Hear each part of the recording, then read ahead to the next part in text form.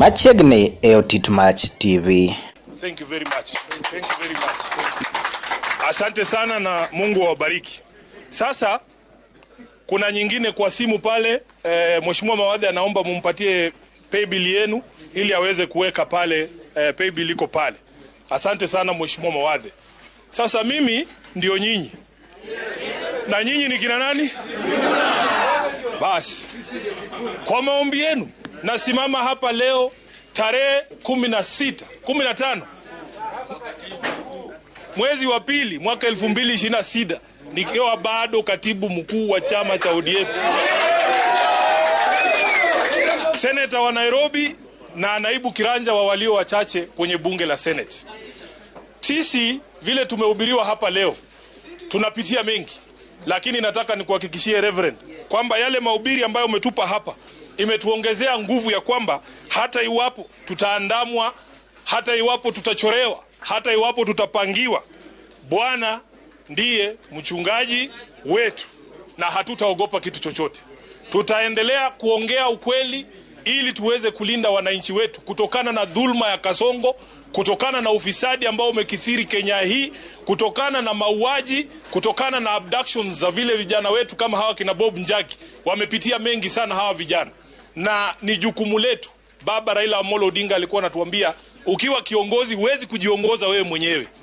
Lazima uongoze watu. Unapochukua hata hatua moja, geuka nyuma uone kama bado wananchi wako na wewe. Na sisi tutashikilia hapo. Nataka niwashukuru wa Kenya wote kwa sababu mmejigeuza nyinyi ndio mimi. Munanipa comfort ya kwamba hata wakimaliza Sifuna huyu, Sifuna wengi zaidi ya milioni 15 wengine wataendelea na hii shughuli ya kulinda wananchi. Sasa mimi nimefurahi kuja hapa Kisaju. Nataka niwape story fupi sana kuonyesha jinsi ambavyo uchumi ya nchi imekuwa mbaya.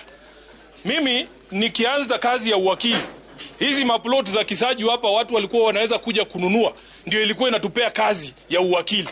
Saa hii ukiwa wakili mdogo unajaribu kufungua ofisi, zile pesa ambazo machama ya kina mama walikuanga nayo kukuja kununua maploti hapa, siku hizi hakuna. Hakuna mtu ana uwezo wa kufanya yale mambo ambayo tulikuwa tunafanya.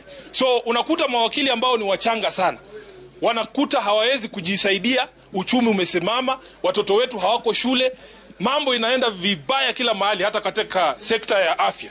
Lakini wanasema tunyamaze, ama tukiongea watutoe katika nyadhifa zetu. Mimi nataka niwahakikishie wananchi, kuna sababu ambayo tumesema tulinde wananchi. Niwaambie hiyo sababu. Hivi vyeo yote inapeanwa na wananchi. Mimi nitawalinda leo, mtanilinda kesho. Si ndio? Hiyo ndio inatakikana. Nataka nikamilishe kwa kuwatambua maseneta ambao wako hapa.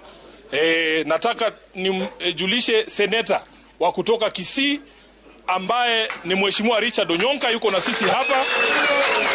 Tafadhali Mheshimiwa Onyonka, kwa sababu wenzetu wa bunge la kitaifa walisalimia, wewe salimia pia kwa dakika moja tu tafadhali. Lakini mengi tutazungumza pale kwenye kiwanja. Asante sana.